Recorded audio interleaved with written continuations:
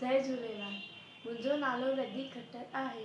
मां तव्हांखे हिकु कहाणी ॿुधाईंदमि जंहिंजो शीर्षक आहे सची कमाई। हरिद्वार में हिकु ग़रीब मोची रहंदो हो। गंगा जे घाट ते वेही सॼो ॾींहुं कमु कंदो हो। राति जो वञी पंहिंजी झोपड़ी में सुम्हंदो हो। महिनत करे जूता ठाहे कुझु पैसा कमाईंदो हो। अहिड़ीअ तरह रुखी सुखी रोटी खाईंदो हो। उहो कमु करण वक़्तु भॼन पियो ॻाईंदो हो ऐं आए वाए खे खिली पुकारींदो हो। वो पंहिंजे ग्राहकनि सां बेहद प्यार ऐं नम्रता सां ॻाल्हाईंदो।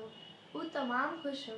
हिकु ॾींहुं हिकु साधू हुन वटि आयुसि। साधू पंहिंजी झोलीअ मां पथर कढी ॾिनसि ऐं चयईसि, ही पारस जो पथर आहे। लोह खे सोन में बदिलाईंदो आहे। तूं पाण वटि रख।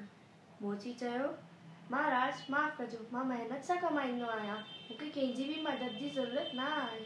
सादे खाधे ऐं सादी झोपड़ी में मां बिल्कुलु ख़ुशि ऐं राज़ी प्रसन्न आहियां। जॾहिं साधू पत्थर वठण लाइ ज़ोर भरियुसि त मोची मुस्की चयो, साधू बाबा, ई पत्थर त के अमीर आदमी खे ॾियो, छो जो उहो धन हूंदे बि ग़रीब आहे। हुननि खे हमेशह पैसनि जी घुर्ज रहंदी आहे। ऐं मां मिस्किन ग़रीब मोची, मूंखे महिनत में ई मज़ो आहे, छा कंदसि ई पारस जो पत्थर। साधू सम्झी वियो त मोची लालची कोन आहे। मोची पंहिंजे कम में लॻी वियो ऐं साधू हुतां हली वियो। असां सभिनी खे बि हथ सां पूरियो करे कमाई करणु घुरिजे। हिन में ई सची ख़ुशी ऐं बरकत आहे। जय झूलेलाल।